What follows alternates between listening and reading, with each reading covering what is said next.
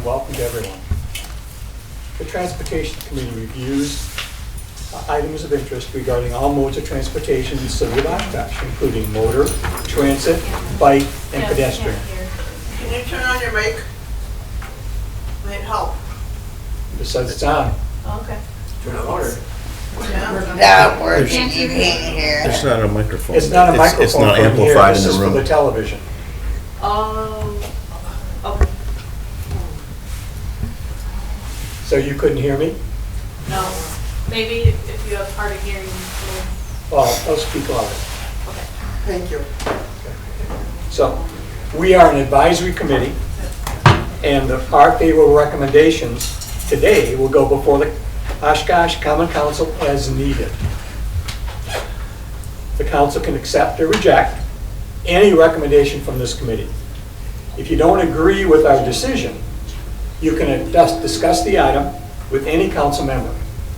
If the committee does not recommend an item, a common council member may sponsor a new ordinance regarding this item.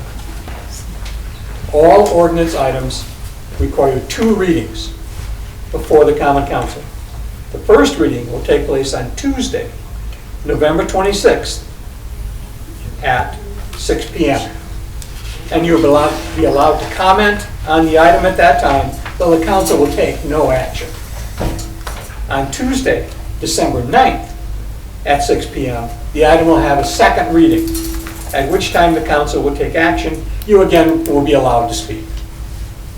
For this afternoon's meeting, I will read each agenda item, at which time, if you'd like to speak, please step up to the podium, or at the end of the table, there is a microphone that you may use. Okay? And remember, the microphones are really for the television, so people can hear what you're saying there. Ask you to step to the podium or at the end of the table. Convenient for you.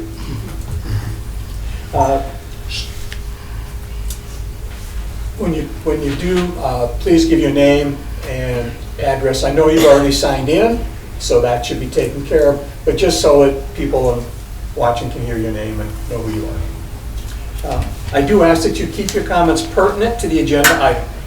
The item will then come back to the committee for discussion and action as necessary. The committee has 2 alternate members who are allowed to participate in discussion but not make motions to be included in roll call. Today, Mr. Lynch will be voting on items as he is filling the vacant spot for Evelyn. So, they do not make motions, include roll call, votes on agenda items, and initial roll call and its approval. Now, public comment. The committee has adopted a public participation policy which provides 15 minutes for public comment. Citizens must provide their name and address and speak on matters related to transportation issues within the committee's authority. Comments should be addressed to the committee members and not the staff. Items on the agenda should be addressed at the time that the agenda is done. So this initial period is just if you have comments about transportation in general. But if there's anything that you're just going to speak to on the agenda, wait for that item to come up on the agenda. Is that clear? Yep. All right, great. Statements are limited to 3 minutes, and citizens may only provide comment one time unless permission is granted. Okay. Written comments sent to the city are distributed to committee members and become part of the public record. So, with that, we have roll call, please. Staple, Here. Armstrong, Here. Hartman, Here. Esslinger, Here. Lynch, Here. Martin. Here. First item is approval of the minutes from September, since we did not have an October meeting. So moved. Second. Mr. Staple moves, Mr. Esslinger seconds. Call the roll. Staple, Aye. Armstrong, Aye. Hartman, Aye. Esslinger, Aye. Lynch, Aye. Martin. Aye. Old business, the transit shelter at the corner of Court in Washington. Yeah, so I know the gentleman here wants to speak to this. You may remember he was at our September meeting, and he had recently purchased the home at the corner of Court and Washington. He's currently renovating that for his family residence. So he had stated some previous concerns with loitering and littering on the property. Just some background, shelter's been there a long time. I know the East River Neighborhood Association, they paid to upgrade that shelter a few years ago. It is a pretty popular stop. So I did talk to the Oshkosh Police Department about some potential solutions. They had requested that signage be placed on the shelter as to when the transit stops are open, which is during our service hours, which, as you know, is Monday through Saturday, 6:15 to 6:45. They said that that would then give them some resource to move individuals along if they're there after those times. It is in the right of way. My concern would be, could you move a shelter? Sure, you can move a shelter, but then you're just kind of moving issues to a different area. But anyway, that's the background. It isn't necessarily an action item, but I know that I think the citizen wanted to speak again on it, maybe. Okay. Tim Neubauer. Currently reside at that house. We're no longer renovating. 303 Washington here in Oshkosh. I have those notes that you just read off, and I just wanted to say a few things about them. I know you guys said the River East paid to upgrade that. I've actually spoken with Kathy, who's the head of the River East Foundation. She has no problem or no qualms. The River East has no issues whether that is removed or moved somewhere else. They don't really care, in her words. If you look around the city of Oshkosh, you don't really find, or I haven't found, a single one of those shelters in front of a single family home. One, with the problems that we have with the homeless, just this week, and I even have pictures, but it doesn't really matter, of garbage, just tons of garbage being left in there. Then the wind took it, it blows it into my yard. We had garbage there last week, Monday, and I don't think we reported it till Friday, even though the transportation said that the bus drivers are supposed to get out and clean it. Nobody ever picks it up. We end up doing it all the time. Finally, we just made a complaint to get it picked up. We even spoke to the bus driver, and she just said, okay, close the door, and went off. So, with all that being said, we got the homeless issue. I could give you more pictures of either people sleeping in it or loitering in there past the hours. I know another thing you guys brought up is, if we move it, we're just gonna move the problem. Well, that doesn't solve my problem either. Put it in front of more of a commercial space. You can move it down the road in front of that parking lot. I have no problem with the actual bus stop itself.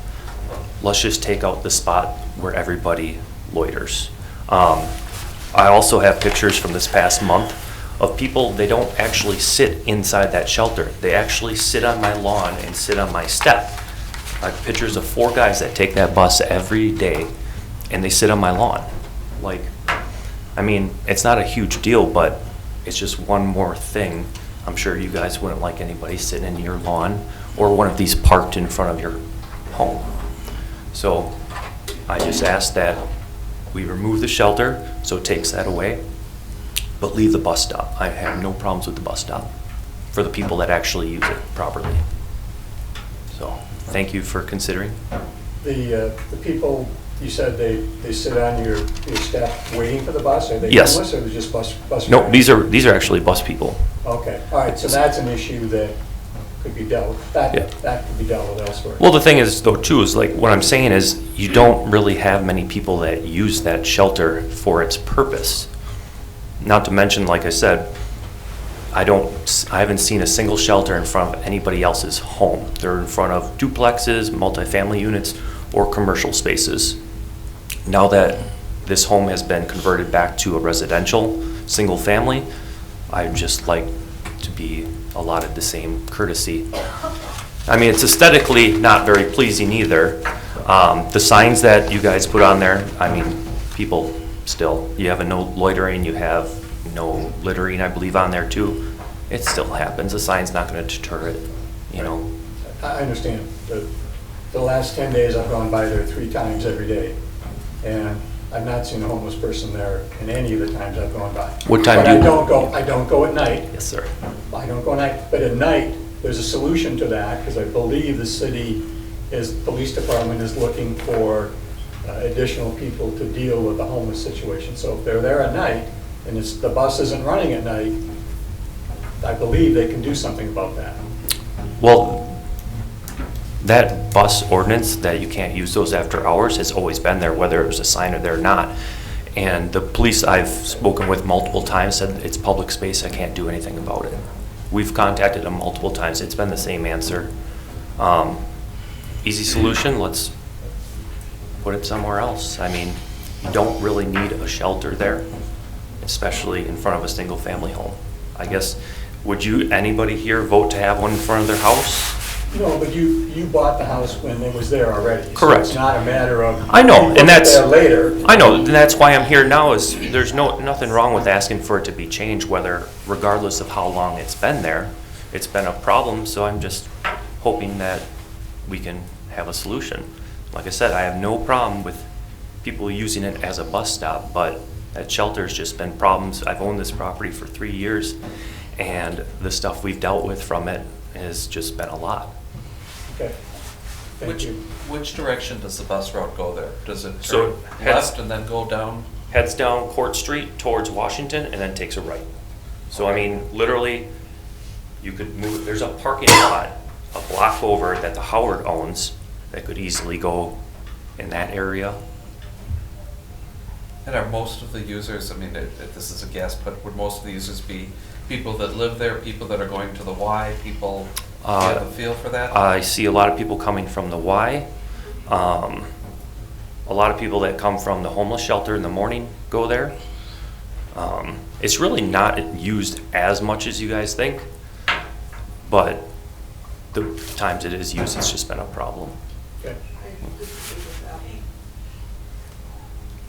You agree with me? No. Oh, you don't agree with me? Okay. This isn't public participation. That's okay. And no, not everybody's gonna agree with me, and that's No. fine. I get it. But it's just a small request, All I right. guess. Thank you. Thanks. So the issue would be if anyone wanted to make a motion to move the bus stop. Mr. Esslinger? Thank you, Mr. Chairman. I think we have a kind of an interesting situation here.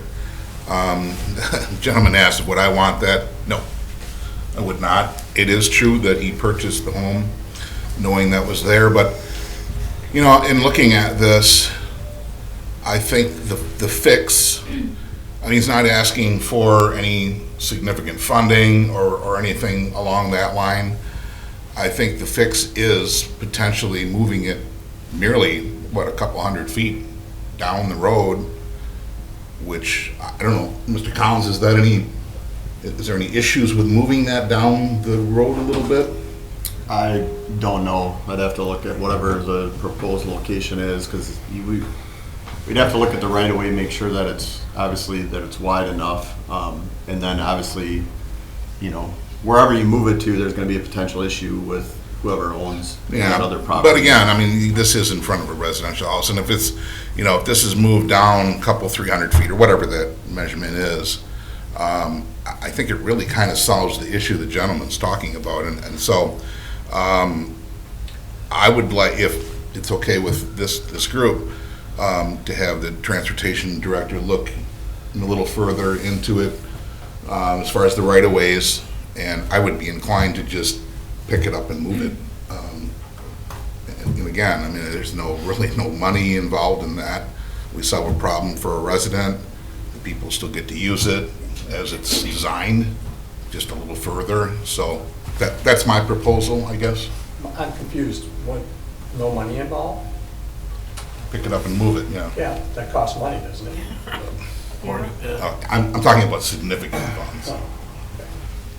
Yeah, there would be a cost, obviously. You'd have, because basically with the shelter, we have to pour a concrete pad, so there is some work involved with it. I'll pay for it. We have you on tape. It wasn't in the mic though. That's my proposal. I would second that with an addition, that we try first with the solution that Jim has talked about here, posting and seeing if the police can solve the issue. We try that for a month or two or some time to see, and then if that doesn't solve the issue, then go to that next step. I think that sounds reasonable. It's going to take him a little bit of time anyway. Right, because he's going to have to do it, and so probably, unfortunately, wouldn't be anything until spring with the physical, because you probably can't pour concrete now anyhow and have it cured Right, properly. right. But I would, do you accept that as a friendly That's amendment? very reasonable. I would then second that. All right, so, Secretary, do you have the motion from Mr. Esslinger Yeah. with the addition from Mr. Staple? What type of time period are we saying? To try, Jim? 2 or 3 months? Does February. that sound reasonable to you, February. everybody? Okay. February? All right. Okay. Can I just ask, how do I address this later on? Or is it you guys taking what you hear, feedback, complaints, or police department or stuff? Should I be reporting everything then that happens? I would say I think yes. so, yes. You can record anything you want, and then this will be an agenda item in February. But the police should also have records of when they move people along.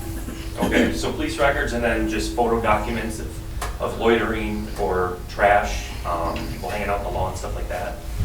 Use that. Okay. All right. Call the roll. Staple? Aye. Armstrong? Aye. Hartman? Aye. Esslinger? Aye. Lynch? Aye. All right. Next item. Request to clean up parking ordinance in South Main. All right, these next two should be pretty painless here. So the South Main Street, basically, this actually this is a more recent picture, so it shows it. But basically, there was no parking on both sides of the street here.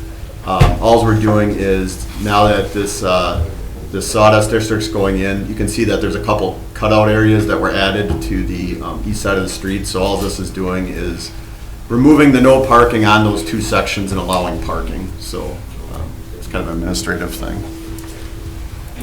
Do you want a motion for that? Yep. So moved. Second. All right. Mr. Staple moves. Mr. Armstrong seconds. Any discussion? Call the roll. Staple? Aye. Armstrong? Aye. Hartman? Aye. Esslinger? Aye. Lynch? Aye. Agenda item 3, add the new East 9th Avenue parking lot to the municipal code. Yeah, and this is, you have just the GIS picture of it, but basically, this is the new parking lot that was added at the end of East 9th Street. Again, it's in conjunction with the Sawdust District. We just need to get it into code. Currently, it'll just be unrestricted parking as far as times go, other than the 2 a.m. to 5 a.m. And then there's obviously some handicap parking in there, but it would be, current usage is for Riverwalk users or people that, once the Sawdust District plan starts to develop, that will be able to park there for public parking. So this is just, again, it's administrative, it adds the parking lot to the code.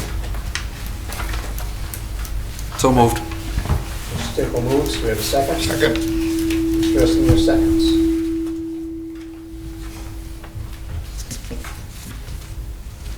Call the roll. Staple? Aye. Armstrong? Aye. Hartman? Aye. Esslinger? Aye. Lynch? Aye. Agenda item 4. Request to remove on-street parking on Dove Street, west side from 243 north of Buchanan Avenue to its northern terminus. Current condition, no parking both sides from 237 north of Buchanan to the northern terminus. Is that true? But it was parking there was parking. There it is. So basically, so let me just give you the background. So the citizen's here to speak to this, but this was a citizen request. They're stating that vehicles are parking here to fish and blocking their driveways, making ingress and egress difficult. They're also causing some issues for garbage collection and mail delivery. There is still would be some parking in this area. But, yeah, so it's basically, there's currently no parking up until like this point here on both sides of the road. And what they are requesting is to extend that no parking to basically like the property line on this side of the driveway. So that's the request. Anyone here to speak to that? If you want to step up to the microphone there, or you can do it here too, if that's easier for you. I'm 90 years old. Yep, yeah, so you can use that microphone there, that should be fine. You can just give your name and address, and then, which we have here, I believe. But- Yeah, it's on there. Okay. Can I move this? Yep. I'm Richard Moore, live at 1233 Dove Street in Oshkosh. It's the last house on Dove Street, which borders on Sawyer Creek, which is part of our problem. All of a sudden, a national magazine, I guess they'd call it, said that one of the best places for early ice fishing is on Sawyer Creek. And that's news to me. I lived on Sawyer Creek all my life, in it and on it, and all of a sudden they said this, and nobody even used to fish in the winter on Sawyer Creek. There wasn't any fish there. But anyway, last winter, people they come from all over the state to park to fish Sawyer Creek now, and we couldn't get out of our driveway. They park anywhere they feel like it, and we missed doctor's appointments because of that. And you can't even get out to go get groceries or go shopping or anything, because we call the police and they may come out in an hour, they may 2 hours, they may not come at all. So we're stuck there. So we would like to get this ordinance changed back to the original ordinance, which would be our south property line. That's a short answer. I could give you 100 more examples. We understand the problem. All right. And is that what is written up here and is doing, Jim? Yes, so that would extend the no parking, basically, like I said, to, this is the house here, but it would extend the no parking to here on this side of the street. The street's 36 feet wide, so there's still a parking restriction on this side from here down. There still would be parking on the street, but I think it would alleviate the problem, obviously, on this side of the street here. The original ordinance was from our lot line north to Sawyer Creek, but that left no place for people to come visit us. And so I talked to, I think it was Mark Huddleston way back, and he changed it so they could park in front of our house there, but everybody I knew was all dead. So, and if people say who are coming, oh, we'll bring you fish, we'll help you with the yard work, they never show up. So we'd like to go to put it back to where it was originally. And we have 2 driveways, so if people, we know they're coming, we can move our barrels, which we have to put on our driveways to protect our lawns and everything else. So, and they broke my big trucks come there and they broke the concrete and blah, blah, blah. So. Thank you. Do we have a motion on this? So moved. Mr. Staple moves. Second. Mr. Esselby seconds. Any discussion? Call the roll, please. Staple, Aye. Armstrong, Aye. Hartman, Aye. Esselmuir, Aye. Lynch. Aye. Okay. Thank you, sir.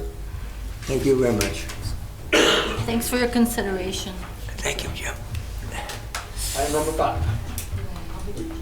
A request and a public hearing to match paratransit service hours to fixed route service 6:15 to 6:45 Monday through Saturday. All right, I think this is what the majority of people are here for. I'll just give you a little background before we get to public comment. As you all know, we contract for paratransit. We currently have Oshkosh City Cab that's under a 3-year contract. That 3-year contract expires end of this year, and there's an option for 2 1-year extensions. We engaged East Central,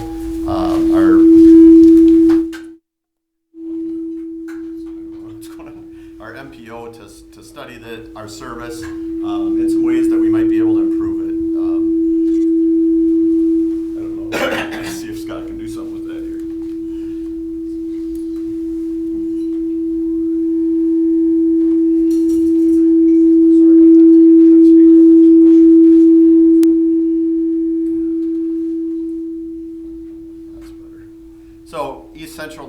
that study at the September 10th Transportation Committee meeting, and obviously you have that in your packet.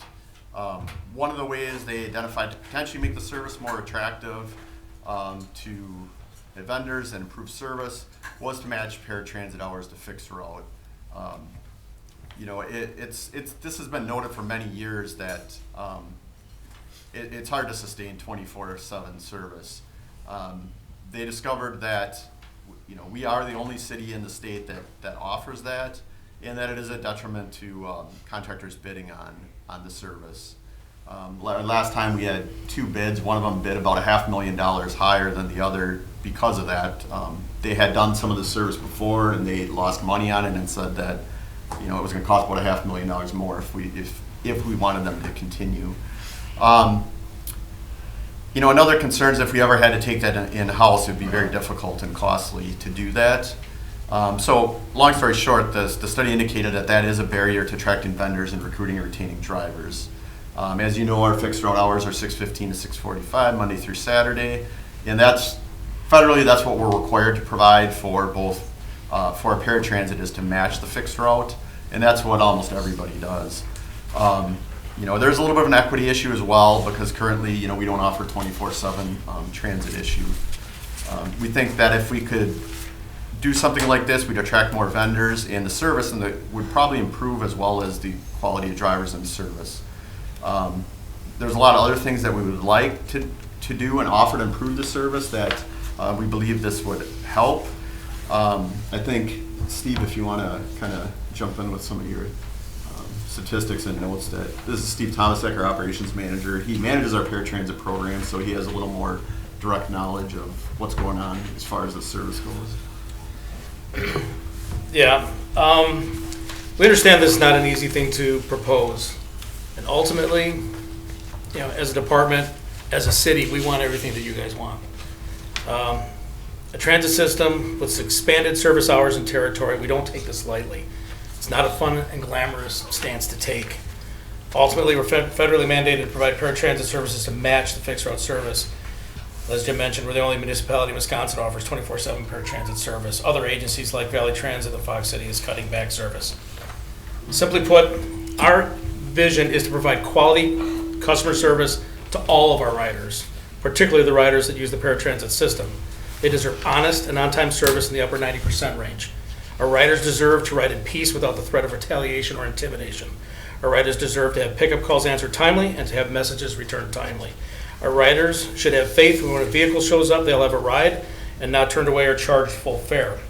We as an agency should have reliable data to make decisions based on that data that is not corruptible and is honest. We as an agency should have complete confidence that the rides are only being provided to eligible riders registered in the Go Plus program. Our riders deserve the advances that technology currently provides. Online scheduling, being able to see your cab online to see how close it is even heading your way. At present, we don't have this. The ultimate issue is we have no competition. We have 2 vendors that bid on this contract. One of the 2 vendors, as Jim mentioned, we don't think was taking it very seriously. Their bid was almost $500,000 more than the vendor that we selected for the same period of time for the same rides. Fact, Uber and Lyft is choking the mom and pop cab companies out of business. Outside vendors, when we've approached outside vendors, we've asked, hey, how come you haven't bid in the past? What's preventing you from bidding in the future? The answer is very simple. There are not enough after-hour rides to justify an outside company submitting a bid, and it's not worth it for vendors outside of Oshkosh to waste their time. That's the answer. We are taking on the average 10 after-hour rides a day, which is less than 1 per hour. The answer to pretty much every question regarding the future of transit is microtransit for all members, not just paratransit. Our goal is 1, expanding service area to currently not served areas in the fixed route footprint, and 2, expanding hours not just for the paratransit program, but for all riders. We cannot consider expanding any program with the current vendor. They cannot handle what they currently have. Our current vendor cannot maintain the staffing to accommodate 24/7 service. If we do not increase competition, we will have the same vendor until they go out of business. And that either we'll suffer through the operational issues that we are currently experiencing without relief. if and when they go out of business, whether it be for retirement or otherwise, we're gonna get stuck with this internally. And basically what that means is, if it's short-term notice, we're going to be doing the paratransit program in buses. 35, 40-foot buses going to houses and dropping them off wherever they go. Ultimately, if that happens, the city's gonna need to spend dozens of millions of dollars to buy land, 88 vehicles, new building, software, staffing, which includes dispatch, drivers, and office staff. I'm not here to scare. This is where we're at. This is an honest appraisal of the situation. The program, as it currently operates, is not sustainable. All right. Time for citizen comment. You have 3 minutes. You may use the microphone down there, or you may use the microphone at the podium. June Wickman. I guess we'll just go off this list, make it easy for you. Good evening. My name is June Wickman. I live at 475 Marion Road. First of all, I want to thank you all for letting us come here today to speak. Some of you, my maiden name was Spambauer. I know Paul knew my brother Larry, who was loved Oshkosh and worked very hard for the city and for its people. And I wish he were here. He's passed on. And I wish he were here tonight and speak for me, because I don't care to speak. But I will, because this affects me personally as it does everybody else that's sitting here. I'm here this afternoon after learning about the proposed cuts to evening hours and no service on Sundays. I'm speaking not only for myself and my needs, but also for those who need ambulance service and aren't able to be here tonight or able to speak. We are the physically challenged citizens of Oshkosh who desperately need your help to keep what independence we have left in getting to our appointments, grocery shopping, and most important, for me, church on Sundays. Some of our riders are working or volunteering, a real value to our community, businesses, and our schools, which you would be taking away from us. Have any of you ever been in a wheelchair? Have any of you ever had to be totally dependent on others, not able to jump into your car and go to the grocery store or grab a quick meal from a fast food restaurant? You're aware of the number of riders that use ambulance, and we know they are very busy. What a wonderful service it provides for us. It's wheels. It's our life stay. It may not always be perfect, but we have caring drivers that will look out for us. They will call you if they know they're going to be exceptionally late. They do a fantastic job with getting us to the points when they are able to. There are issues, we know, but nothing in this world is perfect. But we appreciate them so much and are thankful for them. They are all we have to get to from point A to point B. You've already taken away our holidays. So now getting to church on Sundays or going to visit families on holidays is no longer happening. So now we're left with nothing again, with you cutting more of our hours. In closing, I do want to thank you for listening to my concerns. And once again to ask you, please do not make any changes for the Oshkosh paratransit system. Try to help us keep our quality of life. Thank you very much.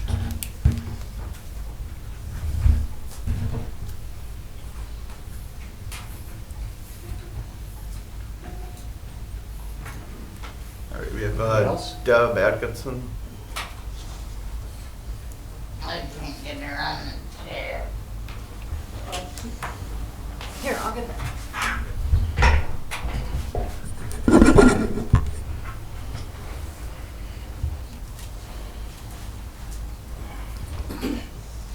I got Deb Atkinson, 1850 Bone Street. My husband and I are both physically disabled. We live in Edenbrook. Going to church we're strong Christians. It means a lot to us. I can't even tell you to go to church on Sunday. and now you want to take that from us. What right do you have? And I do have one question for you. If this happens, are all of you gonna stay home on Sunday? I mean, not go to the store, not go anywhere. You're gonna stay in your houses on Sunday, is that correct? Is that correct, any of you? You're gonna stay home on Sunday. You're not gonna answer me, are you? They can't, no. You're, like the other lady said, we appreciate you very much, and we can't say enough about the drivers we have. These are good people. But you're gonna take that away from us. Correct? I'm trying to remember that I'm a Christian here. But you guys aren't being fair. I'm sorry. Thank you. Thank you. We have Carrie Strolls.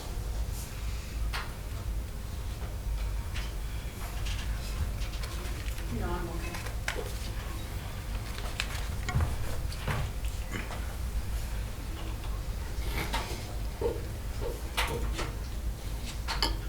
I never ever wish harm upon anyone.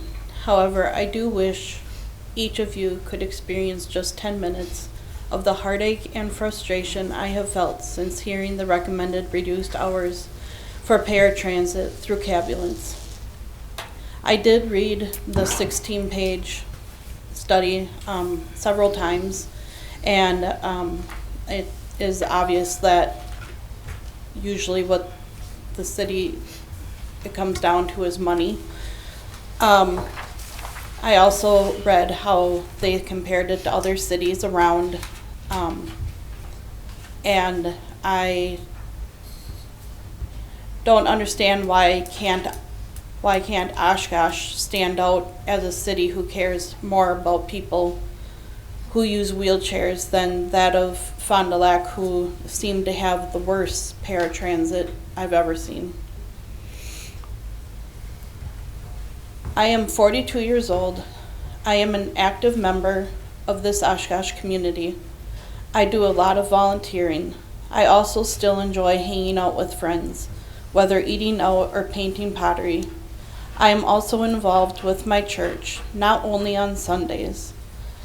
Now, much of this, which all keeps me going and what keeps me sane, is now in jeopardy with this decision. Someone kept his door for me.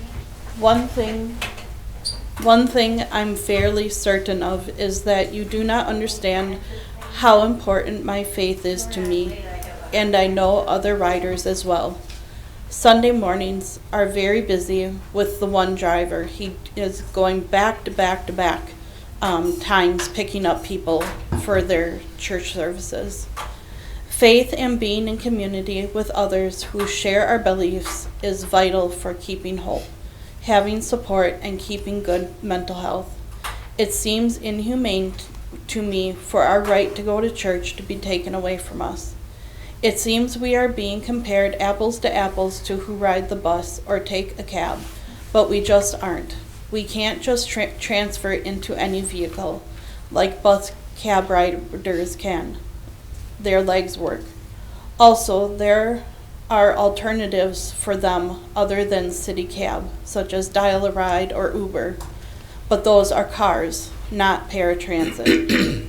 For paratransit, our only option, if you even call it one, is using Cabulance private pay outside the hours you want. Guess how much one way is?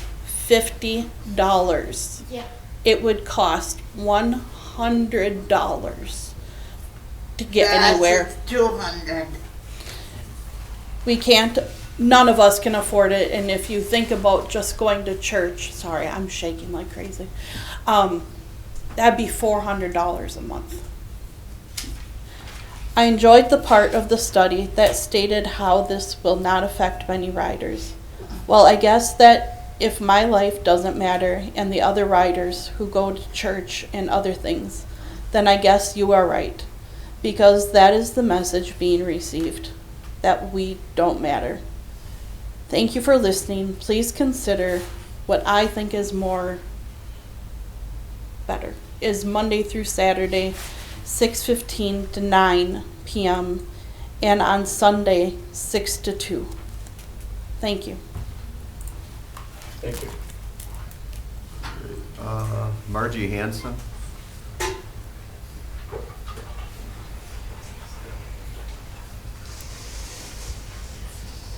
My name's Margie Hanson.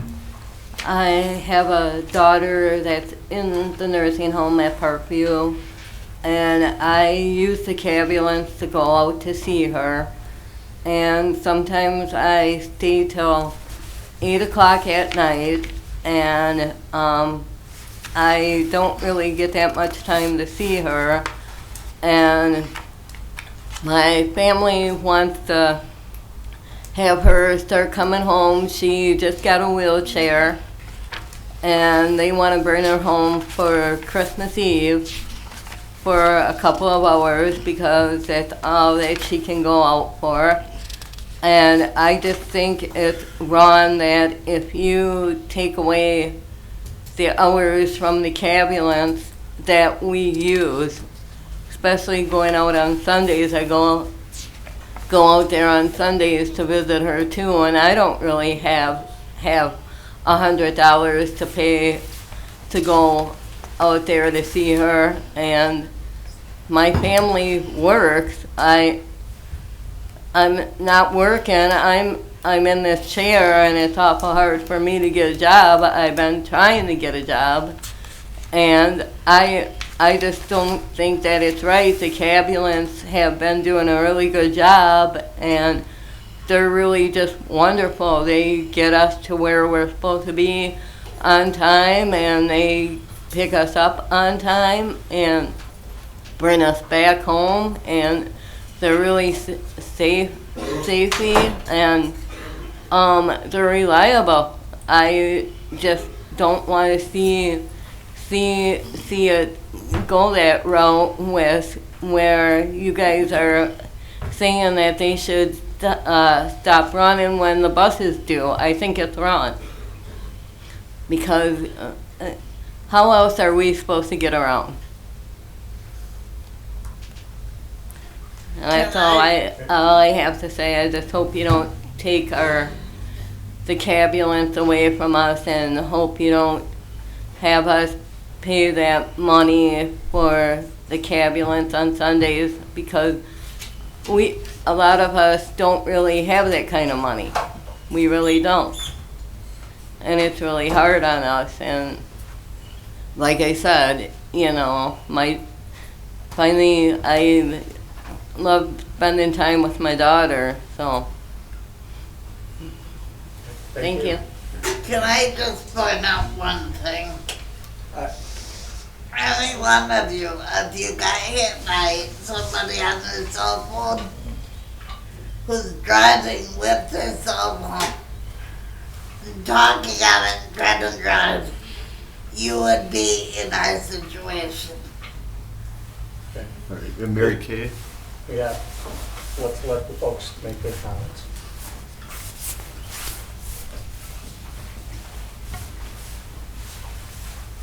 I live at 2144. I take care of a gentleman who's physically handicapped, and he needs to use ambulance. So what if you guys cut it? He can't go grocery shopping, and he can't go to his sister's. He tries to get out when he can, but he also uses ambulance to get to his sports and everything else. You guys shouldn't cut it.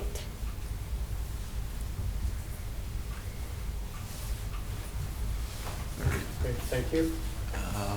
Sorry if I get this wrong, but is it Tammy Hip? Casey. What is it? Casey. Okay, I'm sorry.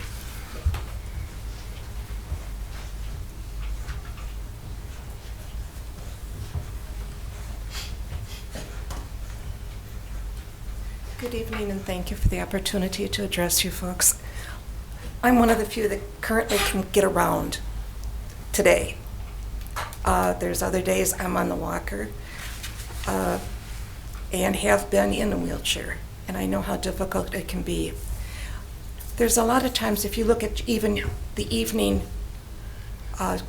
group that the Oshkosh City Council, there's no way that anybody who needs paratransit can get to those meetings because they're going to last more than 6:45.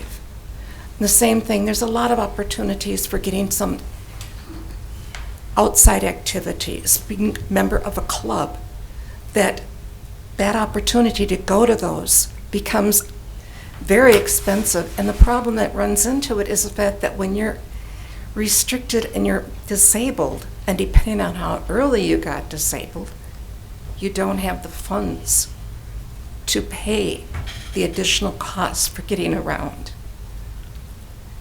Like I said, I wanted to say thank you very much for the opportunity, but there's a few aspects I think were missed. And not having it on Sunday for services. The major is, I'm not talking just Catholic, you got your Methodists,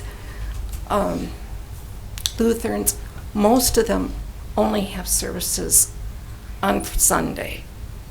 And so it's saying, okay, if you're Islamic, you can go to your services, they're on Friday. If you're Jewish, you have your services on Saturday. But if you are of Christian faith, sorry, you got to change your faith. We don't have, or try to find some way of getting the monies to get to services. Things I don't think were thought about. And I know it's very expensive, and I understand it from that aspect too. Thank you very much, folks. Thank you. Tracy Carroll.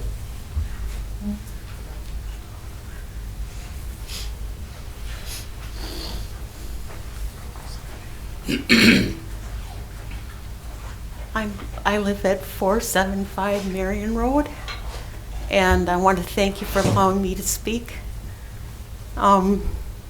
There's the American Disabilities Act, and I don't know the quotation, I wish I could have the information in front of me, but it's doing a disservice to some of these people. I want to speak up for them, and especially my husband over there. Getting out at night past the hours, like there's lots of activities, even on the weekends. There's activities, and right now we have someone to take us to church, but there's a lot of people that don't have that access, and I want to speak up for them. I just want you to have a little mercy and a little, I know there's funds out there, and I know it's expensive, and I'm sorry it is, but this is an emotional support item, and we really need to have this. And we're a shining community to have this 24-hour service, which we're so grateful for. And I hope we can continue because we really need this. So thank you for listening. Thank you. And then, is it Ben? What is it? It's Dan. Dan, okay. Did you want to speak? You want to go to the microphone so they can hear you a little better? They will not hear you.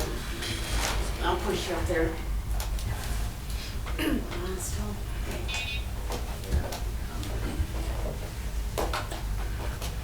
Well, I don't really have a lot to say, but I would have never predicted me to be sitting in a wheelchair in this time in my life. I didn't know if I would be alive, but I didn't think I'd be in a wheelchair. But what I want to say is, most everyone that needs these services are the ones that really need it. The ones that don't need it, they can easily come up with the money and so forth. The ones that really need the services, they don't have the money. I have a little bit of money that I can use, but it doesn't matter. Because everybody got to do for themselves. It's like survival of the fittest. And that's not what I want from Hot to see in Oshkosh. I want to see community. That's all.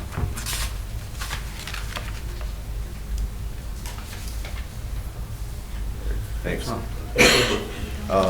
Then we have Mary Malinsky.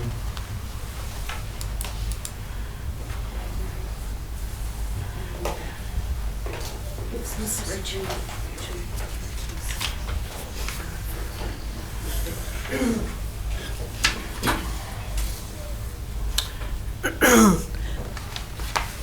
I'm Mary Malinowski. I live at 3305 Logan Drive, apartment 4.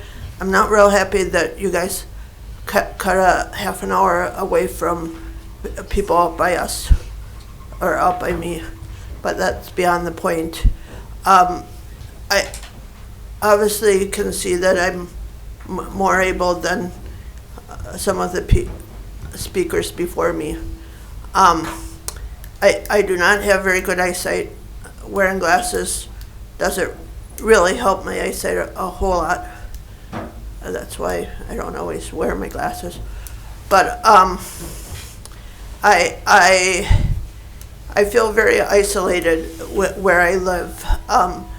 So I don't know if this is also going to affect the people who are on the ADA that are able to use the regular cab, but if it is, I'm not very happy about that. Because again, in fact, I'm gonna have to leave in about 5-10 minutes so that I can get back to my place, which is crazy.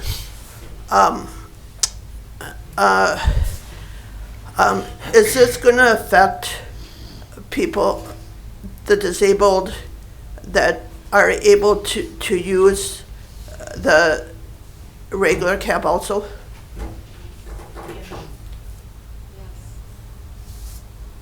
Yes.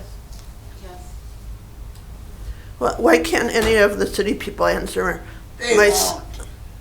my very simple question? They didn't answer me either. Let's, Mr. Chairman, yes, we need to get this under control here. Please, let them speak. You've had your turn. I'm asking a very simple question. Why can't you guys be man enough to answer them? Ridiculous. Well, What service are you providing us if you don't answer simple questions? Can you please answer whether or not the disabled that are able to use the cab, if this is also going to affect us? I don't know the answer to Yeah, that. this proposal would be for any paratransit users, so. But this isn't a design, let me just get a hold of the meeting here though.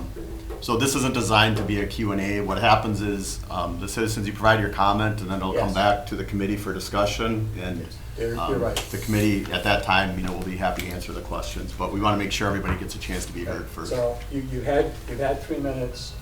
We'll deal with that question when we come back to the committee. And then, This is also going to affect my ability to attend some of your meetings, which is also ridiculous. and so that is everybody that's registered to speak. You came a little late. Did you want to speak or? I'm sorry. I'm recovering from a brain hemorrhage and a stroke.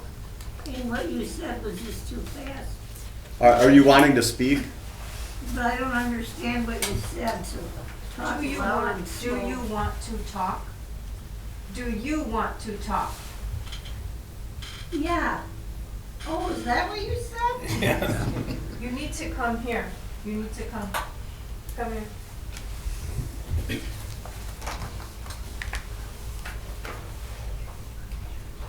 Thank you.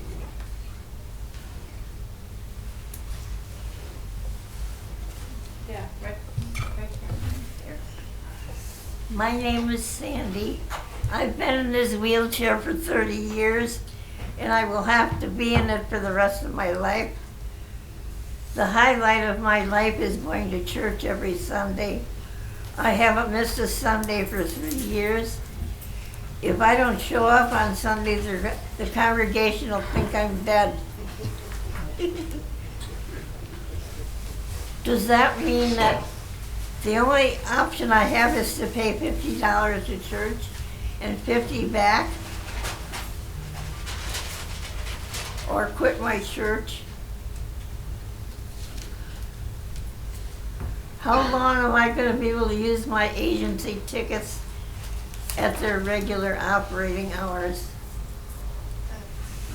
Does anybody know? I used those agency tickets for ambulance. Also, I'm new to Oshkosh, and I take the bus whenever I think I won't get lost. But when I'm afraid because I don't know the city, I take a cabulance.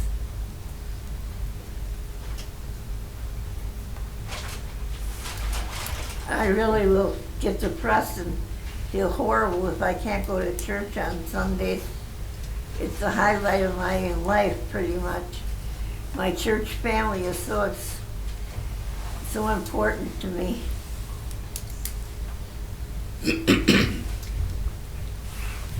Anything I have else? nothing else to say. All right, thank you. That's everybody that registered. I came in late, can I speak? Pardon me?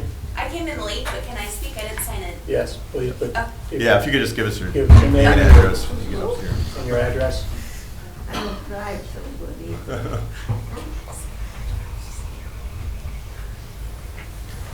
Thank you. Do you need me to sign in first? Well, why don't you just give your name and Okay. address then if we need it? we'll do it. Savannah Block, 35 East County Road Y, Apartment 8. Let me just pull up. I sent this as an email to Deputy Mayor Carl Boilo, but I just thought I would speak it out today too. So, my name is Savannah Block. I have called Oshkosh my home for 10 years. Recently, I saw a post on Facebook about the city potentially reducing the schedule for paratransit to 6:15 a.m., 6:45 p.m., and removing the service completely on Sundays. I'm a regular user of the paratransit from after 6:45, and I mean probably 1 in the morning on New Year's. And so I'm very thankful for the opportunity to enjoy what Oshkosh has to offer. As a 33-year-old wheelchair user, adopting this change would have a drastic impact on my ability to engage with many of Event City's activities. Recently, I used paratransit to attend the second annual Macabre Market at the Old Bank on Main Street and was able to purchase some festive earrings for Halloween. Through paratransit, I've been able to enjoy several bands and brats from Waterfest concerts throughout the summers. My favorite this year being American English, the Beatles tribute band, and Herman's Hermits. I'm even writing this, or speaking it today now, on the back of scheduling paratransit for UWO Recording Technology Studio fundraiser that happened at Barley and Hops, and again went pretty late. This doesn't even cover the countless times I've been able to meet my friends at restaurants for dinner and midnight movie screenings through the service. And all of these events have been primarily outside the window that is being considered for paratransit now. I urge you to reconsider the reduced paratransit schedule proposal. With such a change, I would no longer be able to experience such vibrant Oshkosh nightlife. And while I'm only able to discuss how integral my personal usage of paratransit around Oshkosh has been, I recognize I'm not alone. The people behind me, right? This city consists of many people that depend on 24/7 paratransit, and then even beyond the ways I've mentioned being a part of the Oshkosh community, specifically spiritually and medically. And just as a note, I think you can tell by how fiery everybody's been. They're very passionate about their independence, and you are just talking about the most marginalized community within Oshkosh, and they deserve access. We deserve access. Thank you. Thank you. Anyone else? Okay, we'll bring it back to the committee. To begin with, this is beyond just a money issue. It's an issue of the quality of the service that we provided, and the fact, and even whether we can provide the service at all if we no longer have people who are willing to respond to an RFP. So this wasn't brought up to make everybody's life more difficult. It was brought up looking to the future and what we're going to need to do to continue to provide service to people who are in need of the kind of service that we have provided. So I just wanted to make that clear, that this wasn't targeted in that sense. So, with that,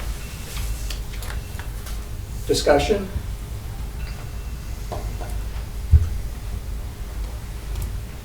I guess one of the questions I had, I think if I've counted right, I had at least 3 people say they were concerned about getting to city meetings like the city council or other board meetings or something, be able to interact in public political debate and the rest. And I think there were 5 people that mentioned church or religious services as one of the things that they were most concerned about. I understand what Al is saying and what Steve is recommending too. If nobody's willing to bid on the services or we only get one bid, that's not viable. If we can't get anybody to say they can do it, and it's somebody who hires people, it's hard to find people, and it's especially hard if you want to find people during those really, really hard hours, which would be overnight, which would be, all the rest of that. So as Al was saying, this is done to try and make sure we can keep the service going and keep it viable. I guess what my question is, are there some tweaks that can be put around it so that we impact as few people as possible and still get quality bids? Because nobody wants to do this with somebody that can't meet all the hours, that can't do everything they promised. And I guess that's my question. I don't know the answer to that. You want to answer that? Sure. I mean, ultimately, we're here to serve. Ultimately, we can do whatever, we're instructed to do. So we can do anything. I'll give you a breakdown on some of the rides, some data here. Between the hours, and this is the entire paratransit program, ambulatory and non-ambulatory, excluding access to jobs. Access to jobs will not change. We'll have a contract for that to be 24/7. From 6 p.m. to 10 p.m., the entire program, we average 6.5 rides a day. From 10:01 p.m. to 2 a.m., we average 0.56. And from 2:01 a.m. to 6 a.m., we average 3.3. So about 10 total rides a day, which is a little less than 1 ride an hour. In the non-ambulatory programs, just for the month, and that just to state the dates, that ranges from a study we did from January 23 to July of 24. We looked at October numbers for the non-ambulatory paratransit. We administered 35 after-hour rides, which averages about 1.1 rides a day from the hours of 6 p.m. to 6 a.m. Okay. Thank you. Ms. Martin? Yes. So maybe I'm misunderstanding this, but the crux of this is if we don't make a change, we're putting in jeopardy the whole program. Even the 6 to 6 riders are in jeopardy of time because we only right now have one option of any company willing to do this, and they are aging people. Not I'm old, so I don't mean any harm by that. But I understand it, and I feel the pain about church or some of these other activities. On the other hand, we have to think what's going to happen to everyone if some concessions aren't made. It's so anyway. That's the real struggle and the hard thing. So to do something special that jeopardizes us getting a better outcome for the majority of people, to do something for 1 ride a day, maybe 2 rides a day, to jeopardize then even the more of the day. It just doesn't seem feasible. No. Okay. You've had your opportunity. Okay, thank you. So, Mr. Armstrong. Steve, you mentioned concern about the current contract, that company going out of business or retiring out. Is that? We've had discussions with them. There's not really a succession plan. And I'm in the not young anymore category myself. So as we're coming around that third turn of the racetrack, heading down the home stretch, current vendor is getting up there. I don't have a succession plan. We've talked to them. They said that they would agree to one more contract through this last contract. We just spoke to them recently a couple weeks ago. They said they're going to plan to stick around for another one, but God forbid anything happen, then we're kind of left holding the bag, right? We don't have any other options other than this current vendor. And like I mentioned before, there was a second vendor involved, and Jim has spoke to them quite a bit.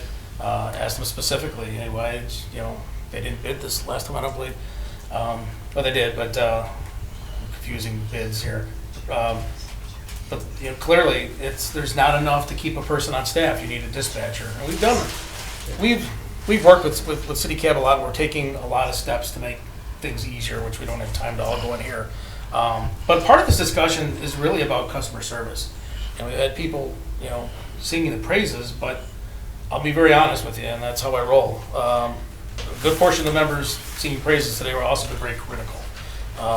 There are some major concerns we have, which I don't know if this is the place and time to bring them up, but we need more competition to get better service for our riders overall. And ultimately, like I mentioned earlier, we're not here to steal.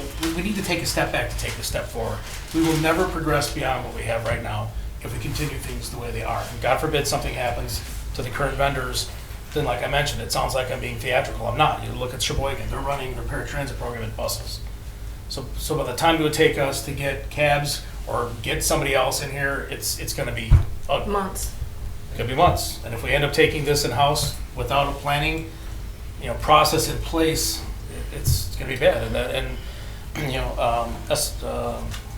East Central Regional Planning Committee, did the study. We've had a facility study. The cost to take this in-house is dozens, $24 million. It's a lot of money. Think about it. You have to buy enough acreage to put new vehicles, new land, new building, staffing that. And honestly, part of the process is here too. And I don't know what they're doing to hire, but everyone's having a hard time hiring right now. And they are too. And by stretching the workforce out over a 24-hour period, we have service numbers that don't jive with, and I'll keep this clean. The service could be a lot better. Our riders deserve better. They deserve amenities such as, like we mentioned, being able to see booking online.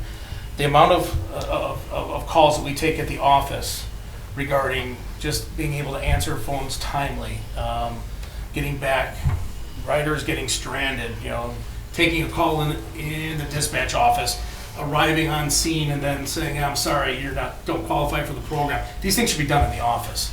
So there's a couple of things that need to be done. Obviously software, and whether we take that in-house and supply the software or whatever, but the system as it is right now could be a lot better.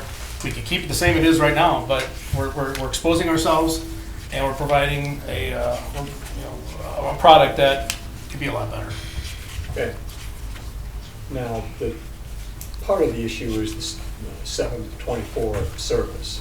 Now, I do understand that 6 o'clock or 10 o'clock isn't really that heavily used anyway. And I must admit, the fact that if people are using it at 3 o'clock in the morning, nothing good happens after midnight. So, no, I'm sorry, ma'am. Well, I was just going to give a suggestion. Our time is over. Yeah. So there was a suggestion of a different time slot, different timing in terms of Sunday and day of the week.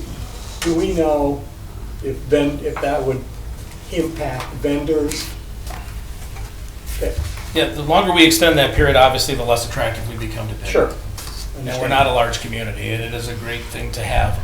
And we're proud of the service that we do. Contrary to how it might come off today, we take a lot of pride in what we do, a lot of pride in our service. We're very hard with the vendor to get things straight. But yeah, the more we tweak this, the less competition that we're going to have. And that includes Sundays as well. Yeah. That's probably what I've heard the most, right? Yes. Is the church. Do we have an answer for that currently? No. I guess it depends where you want to go with this. I mean, Do you have a feel for what hours it's currently being used on Sundays? What the pattern looks like? I could come back with a Sunday study. We get the data. I just have to crunch it. I guess where I'm going is, we all want to have a service. We don't want to throw this out. You know, let the perfect keep us from having something. You know, we're not going to be able to have 24/7. I think that's pretty obvious. So let's try to figure out what we can do to make it the best that we can and get reasonable bids, and get even not reasonable bids, just people willing and able to do the work. But if tweaking it just a little makes it so that it's better for a lot of people, and we still can get reasonable bids, I would be all for that. And I don't know what that's going to involve, and I don't know if it's possible. But Yes. I'm throwing that out there. I think what we could do is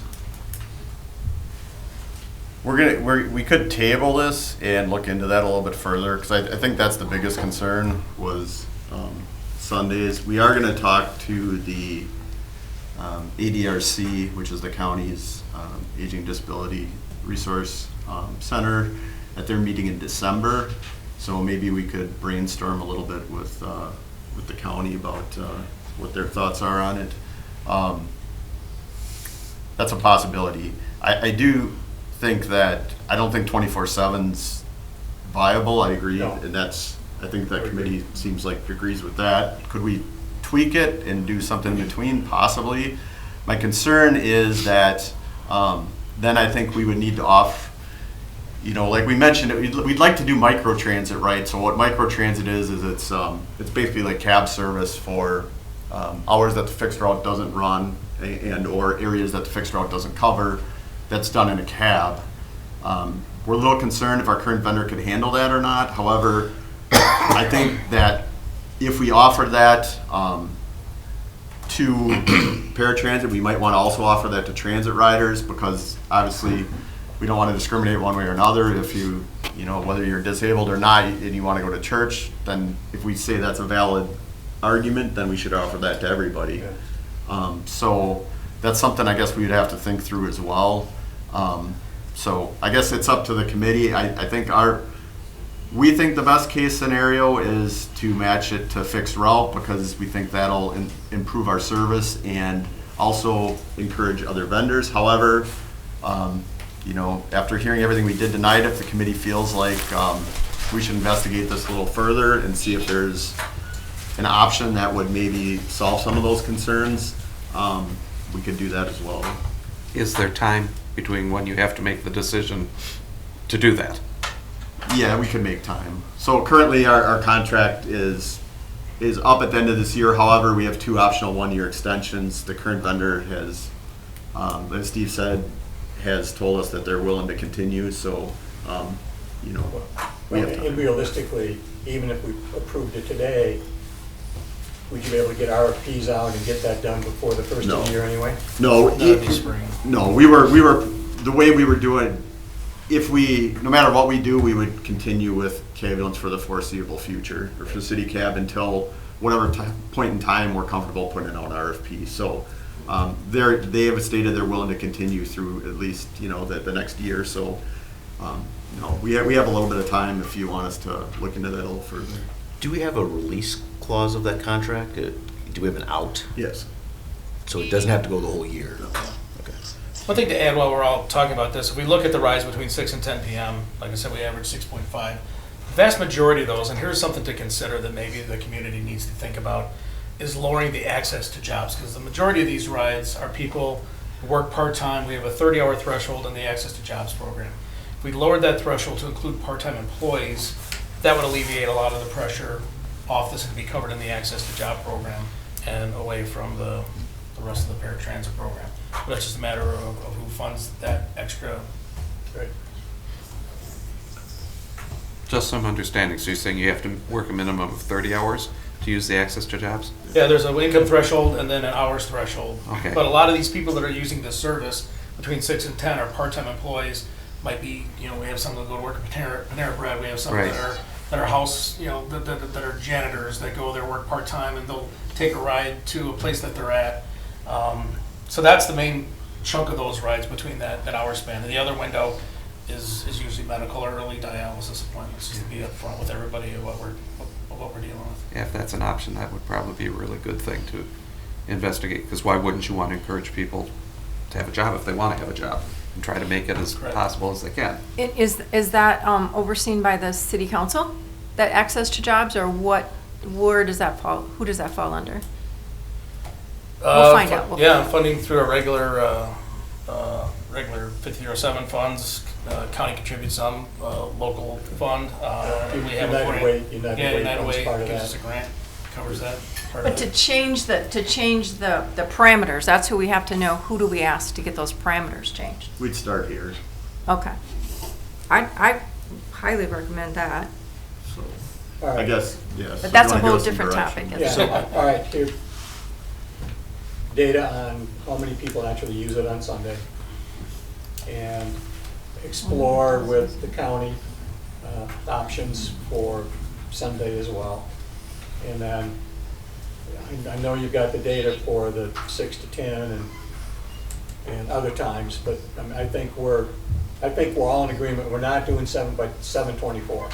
That's not going to happen after next year or the year after. But it's just not viable, at least from this committee. The council may well choose to do something different. But as far as I'm concerned on this committee, I don't think it's viable. So looking at some options for different hours. Yeah, so I think what, so I'll just try to help you out a little bit. So I think the motion, if anybody wants to entertain it from the committee, would be to table this and to direct staff to get some more data on Sundays, discuss the issue with the county and see if there's some alternatives to the 24/7 that would maybe not be, maybe it is match fixed route, maybe it's not, but get some more input and then come back to you and report back with that information. Right. Do that. I'll move with that motion. What time? Could I throw out a little food for thought? No, ma'am. No, ma'am. Okay. You're all done. You're done. Okay.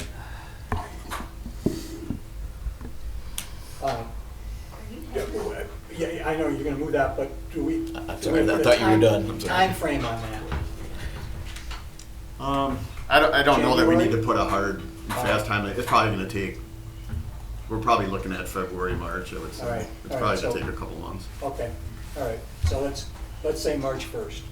Yeah, and then I can report back if we don't have some by then, but if we have something earlier, obviously we'll bring it earlier. Sure, okay, all right, so just everybody understands, this service is available next year.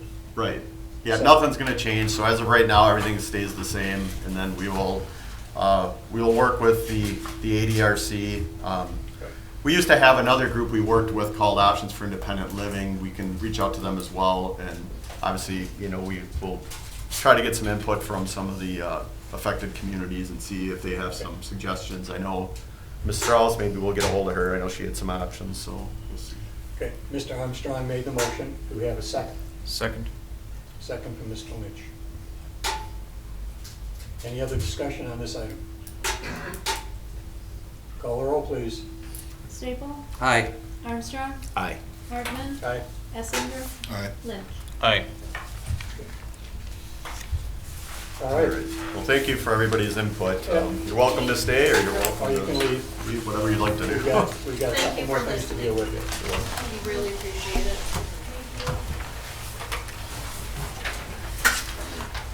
Thank you all very much. Thank you for coming. Thanks. All right, item number 6, truck route study follow-up.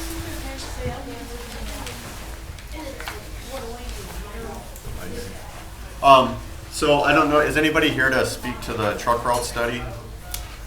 Okay.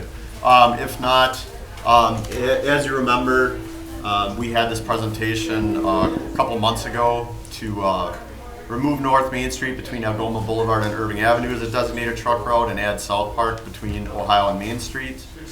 That was at the June 11th meeting. Subsequently, we presented that to council for direction, and they requested that those two things be considered together. And they also wanted us to notice the residents of South Park of the potential addition of South Park as a designated truck route. So we did that, so everybody was noticed for this meeting and had the opportunity if they wanted to comment. We did not get any feedback, and it doesn't look like we have anybody here to speak. So you had already recommended following phase 1, which was to remove North Main Street between Algoma Boulevard and Irving as a designated truck route, and add South Park between Ohio Street and Main Street. So we will continue with that recommendation, but we just wanted to give the public a chance to give any input if they had any. So at this point, I'll bring this to the next council meeting with that recommendation if that hasn't changed at all, which I assume it has. Okay, that makes sense. All right. All right, I think we're at staff report. Yeah, and then for staff statements, just a couple things. We talked about me being able to allocate parking stalls between 2-hour and permit and leased and city lots.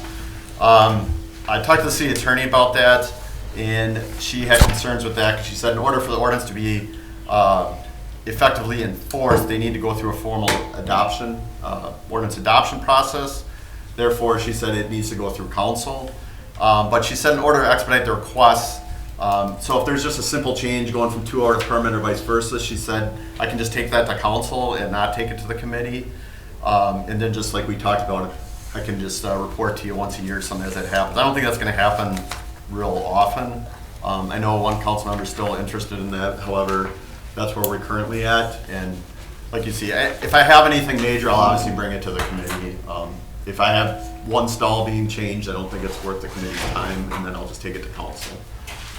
So that was report back on that. The EAA shuttle service, we talked a little bit about this at the council meeting, at the budget workshop.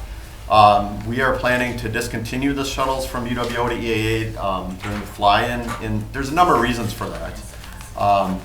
It's number one, it's a staffing issue. We just can't staff that efficiently anymore. This last year we had one operator that was working 100 hours a week, and that's just not sustainable. I mean, we just don't have drivers to do that. Well, Jim, aren't there private vendors who, you know, they run school buses in the school year, they must have drivers that aren't working in the summer. Right.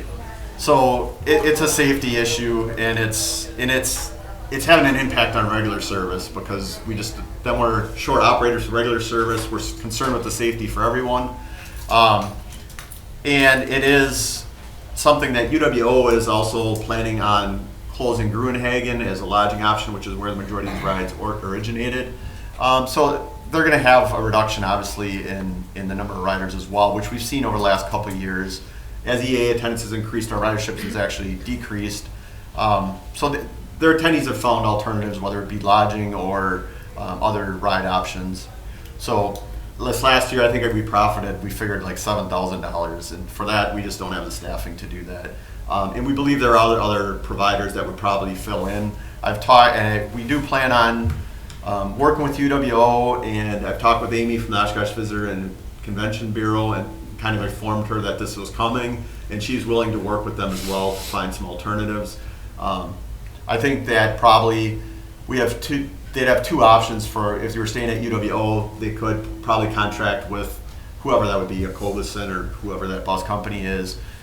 And also, we will continue to provide our regular service. We can get riders from the university or from wherever, honestly, to the airport, or we can get them they had shuttles last year from Target to the grounds and back, or to Walmart, where they were running some shuttles. So there'll still be an option for people. They can still use Go Transit to get to one of those options, and then they'll just have to take a shuttle to EAA. So that's our current plan.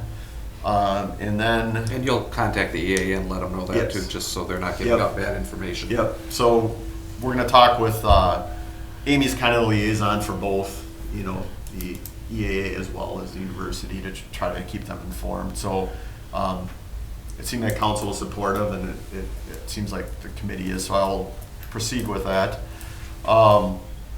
The traffic signal, Councilmember Essner asked about that Bowen in New York. That does have vehicle detection, so Bowen stays green unless there's demand on New York. So we did look at it. I know you suggest maybe taking the traffic signal out, but we looked at the operation, and there's like 6,100 vehicles on Bowen just south of New York. And then there obviously is the bike route on New York. So for those reasons, I think staff supports leaving the signal there. I don't know if you had anything else you wanted to ask about it. Okay. All right, thanks. And then the electrical charging, that vehicle charging plan follow-up that was adopted by East Central's Transportation Alternative Committee as well as their policy board. It's on consent for tonight. I just wanted to follow up and let you know that's the current plan. As we talked about last time, it's not committing any funds. It's not saying anything's imminent. It's just that the plan is there in case in the future there becomes a grant opportunity, or like the one company that wanted to donate them said, hey, I want to donate some charging stations. Then we'll have a plan where they may go. It doesn't mean that's the only spot, but we'll have some options like this is how we might be able to do it. So obviously, before anything happened, it would go through back here and probably to council. So at this point, it's just a planning document. Ridership, I don't know if you just want to highlight that quick. I know we're running short here in time. Yeah, overall, won't take too much time. It's pretty much 8.71% total ridership increase. Fixed route ridership's up almost 12% versus 2023. Student ridership is slightly less than it was last year, but still going strong. The thing that I'm most proud of, and I said a couple times today, praise the Lord, knock on wood, whatever you want to. We've had a very good year with the students so far. We've had 0 suspensions. We've done a lot of mitigation efforts to make that. I mean, from year one was horrible to where it is now. We're very proud of the steps. Staff has taken a lot of extra steps, going to all the school fairs and getting the passes rolled out. School district has been a great partner, and so I'm very proud of the fact that it seems to be the new system we have in place. Every year we make little changes, but it's working well. And then finally, the electronic card reader system that's been going well. We've been getting more and more people adopting. We work with some different agencies that help various people, and we're educating them, and they're educating people. So it's overall it's been positive. We've had a couple of hiccups here and there, but it seems to be going well. It's working real well for the student passes, and as our riders continue to adopt, I think it'll get better. There's 5 cities on that system now. One of our closest neighbors that we work with the most is looking at it, so hopefully that they may adopt it as well, which I think would be a benefit for everybody in the area. So that's going well. Okay. Anything else from the committee? I have a question, Steve. I'm in on that third turn too, so maybe the memory isn't there. Did we discuss looking at overnight parking regulations and talk about possibly changing those? Yeah. I can jump in for that. So that will be on your December agenda. Okay, great. Thank you. So we had the Polk survey, which we're currently tabulating the results from. And then we will get those to you, and that'll probably be the main topic for the December meeting. So I'm not losing it then? No. At least not on that account. Well, you might. If you are, we all lost it with you, so we're all good. Thank you. Okay, a motion to adjourn? So moved. Second. All right. Well, thank you. I know it was a little bit longer, but I think we had some good input. Staple? Aye. Armstrong? Aye. Hartman? Aye. Esslinger? Aye. Litch? Aye. Martin? Aye. Thanks, everybody. Yeah. Excellent There job was one more today. thing I wanted. Yeah.